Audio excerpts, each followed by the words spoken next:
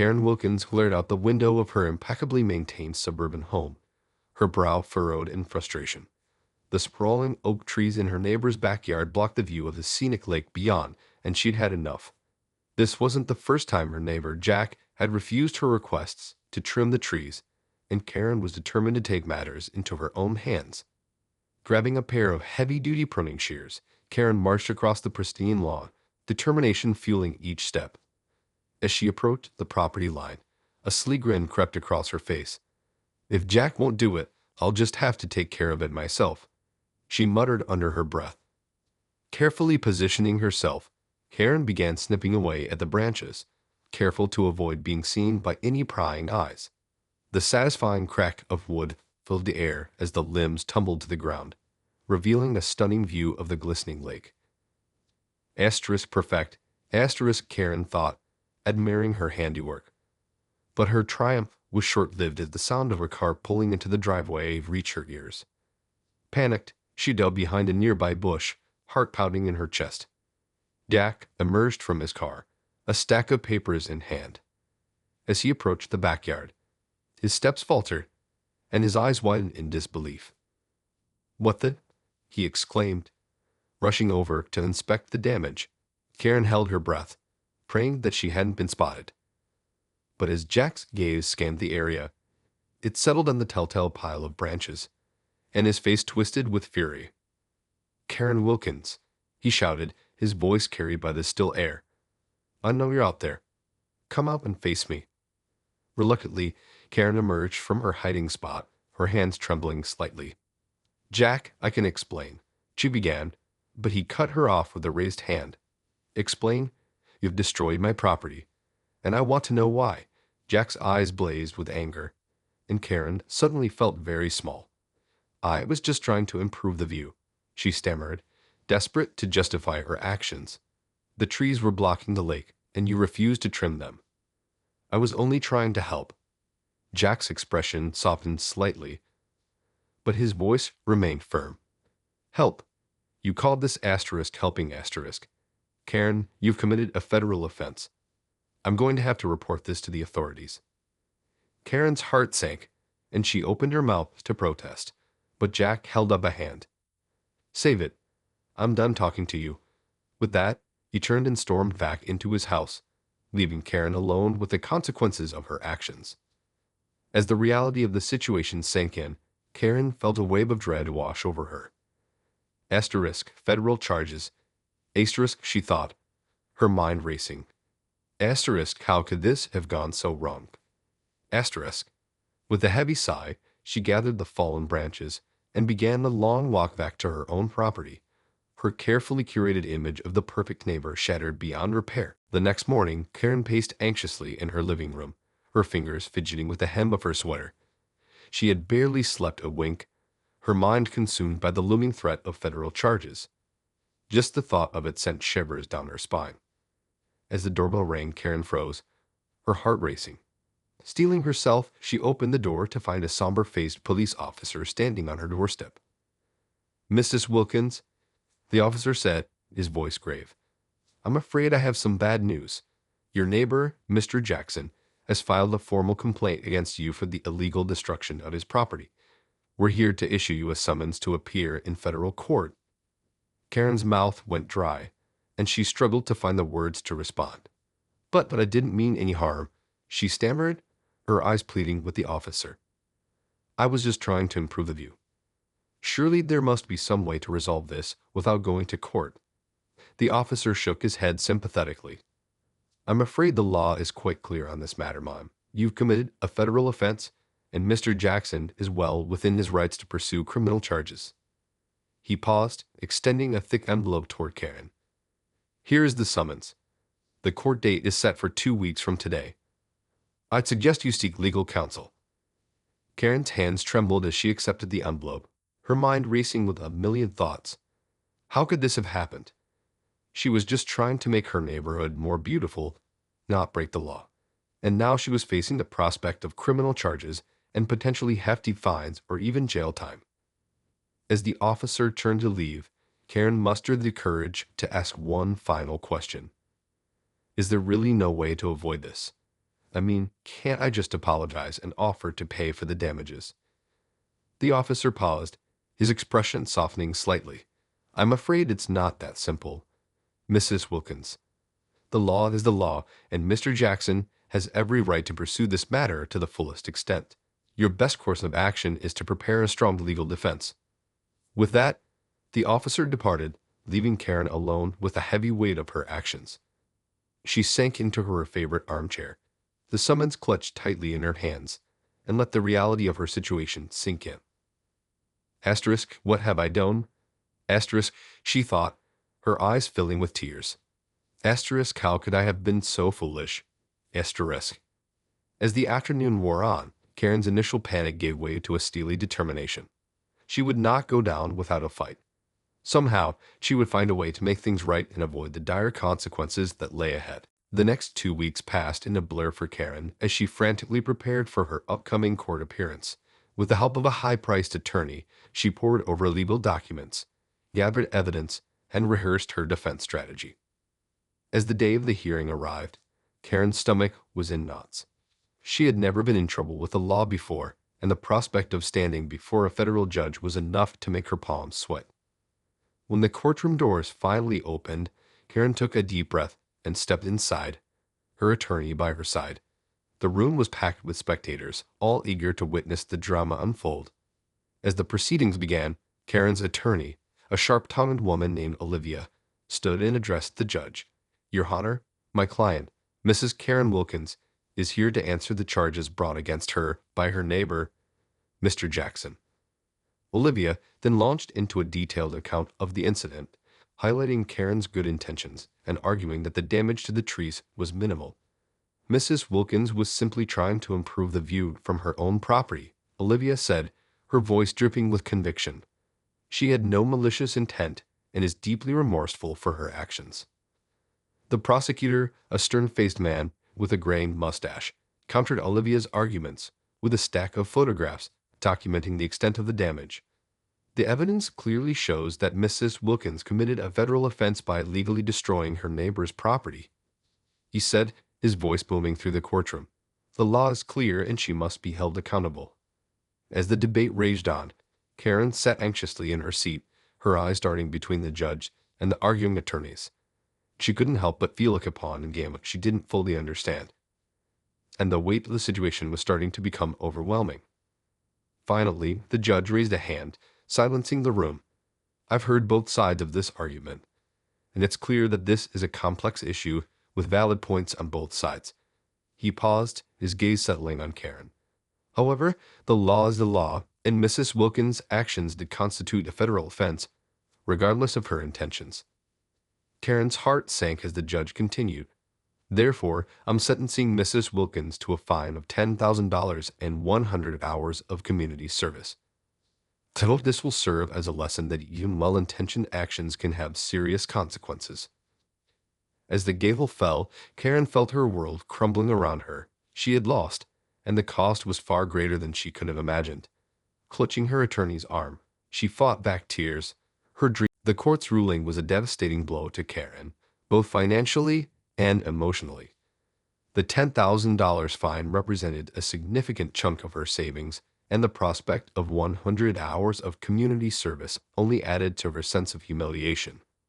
As she walked out of the courthouse, her head held high, but her spirits crushed, Karen couldn't help but feel like the entire ordeal had been a complete and utter failure. She had set out to improve her view, but instead, she had managed to wreak havoc on her relationship with her neighbor and landed herself in legal trouble. The drive home was a somber one, with Karen's mind racing a million miles a minute. She couldn't stop thinking about the dire consequences of her actions, and the thought of having to face her neighbors and the community at large filled her with dread.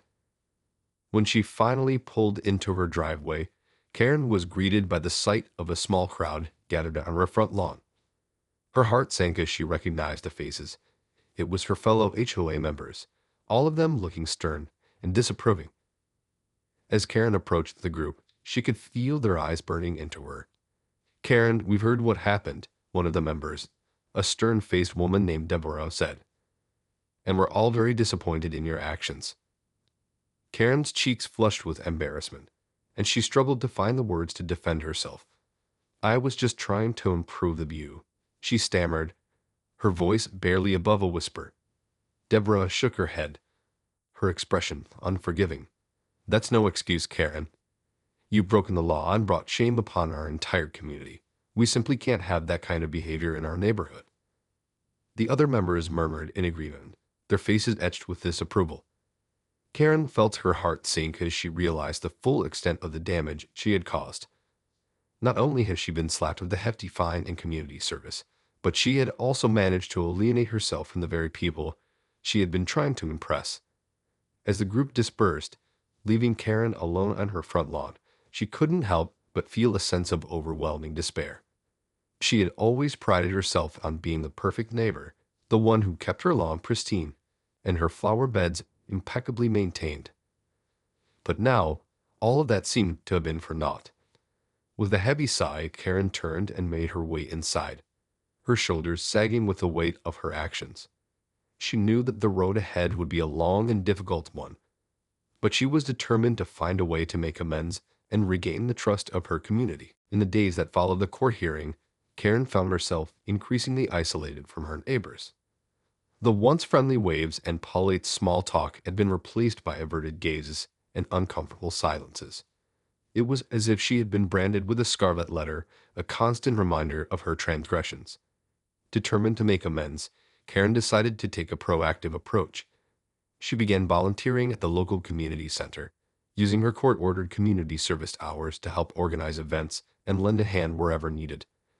At first, her efforts were met with skepticism, but slowly she began to see a shift in the attitudes of those around her. One day, as Karen was sorting donations in the center's thrift shop, a familiar face appeared at the doorway. It was Deborah, the stern-faced HOA member who had confronted her on her front lawn. Karen braced herself for another round of criticism, but to her surprise, Deborah's expression was one of tentative interest. Karen, I didn't expect to see you here, she said, her voice softening. I'm just trying to do my part, Deborah, Karen replied, her voice tinged with a newfound humility. I know I made a mistake, and I'm hoping to make amends. Deborah nodded slowly, her eyes searching Karen's face. Well, I have to say, I'm impressed. It takes a lot of courage to put yourself out there like this after what happened. Karen felt a glimmer of hope ignite within her. Does this mean you're willing to give me another chance? She asked, the desperation in her voice barely concealed. Deborah paused, considering the question. I think it's a good start, she said finally. But it's going to take time for the rest of the community to forgive and forget. You've really damaged the reputation of our neighborhood, Karen. The words stung, but Karen knew that Deborah was right. She had made a mess of things, and it would take more than a few good deeds to undo the damage. Still, the fact that Deborah was even willing to consider giving her another chance was a small victory. As Deborah turned to leave, she paused and looked back at Karen.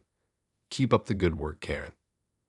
Maybe, just maybe, you can start to make amends. Karen watched as Deborah disappeared, a small smile tugging at the corners of her mouth. It wasn't much, but it was a start. With renewed determination, she threw herself back into her volunteer work, determined to prove to her community that she was more than just the nosy neighbor who had caused such a scandal. As the weeks turned into months, Karen's dedication to her community service work began to pay off.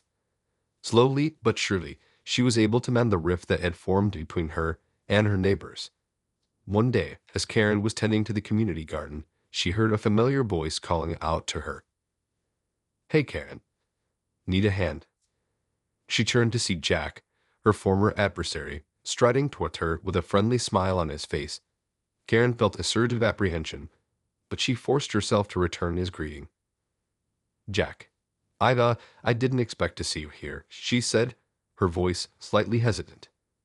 Well, I figured it was high time we buried the hatchet, Jack replied, his tone casual. I've been watching you put in all this hard work, and I have to say I'm impressed. Karen couldn't believe her ears. After all the trouble she had caused him, here was Jack, offering an olive branch. I don't know what to say, she stammered, her mind racing. Jack chuckled, How about a truce? He extended his hand, and Karen hesitated for only a moment before reaching out and shaking it firmly. A truce, she echoed, a smile slowly spreading across her face. As they worked side by side in the garden, Karen couldn't help but feel a sense of relief wash over her. The tension that had once defined their relationship had been replaced by a cautious camaraderie, and she couldn't help but feel a glimmer of hope that perhaps, just perhaps, she could repair the damage she had done. When their work was finished, Jack turned to Karen and said, "You know, I have to admit, I was pretty pissed off at you at first. But seeing how much effort you've put in to make amends, well, I can't help but respect that." Karen felt a surge of gratitude, and before she could stop herself, she found herself blurting out, "I'm so sorry, Jack. I was. I was just trying to improve the view, but I know that's no excuse. I shouldn't have done what I did, and I'm truly, deeply sorry."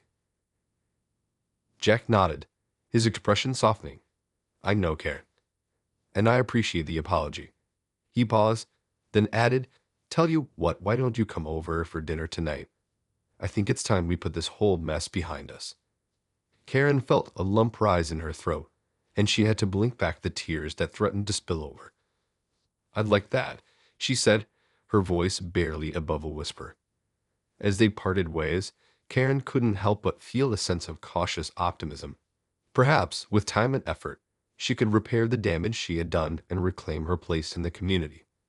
It wouldn't be easy, but she was determined to try. As Karen stepped through the door of Jack's home, she couldn't help but feel a twinge of nervousness. After all, the last time she had been on his property, it had been under less than ideal circumstances. But as Jack greeted her warmly and ushered her inside, Karen felt the tension begin to melt away. The aroma of a home-cooked meal wafted through the air, and she couldn't help but feel a pang of nostalgia for the days when her own home had been filled with such comforting scents. "Come, come, make yourself at home," Jack said, gesturing towards the couch. "Dinner will be ready in a few minutes." Karen settled onto the plush cushions, her eyes scanning the room. It was a far cry from the sterile, impersonal atmosphere of her own home, and she found herself envying the sense of warmth and character that permeated every corner. As Jack bustled about in the kitchen, Karen couldn't help but reflect on how much had changed in the past few months. Gone was the animosity and suspicion that had once defined their relationship.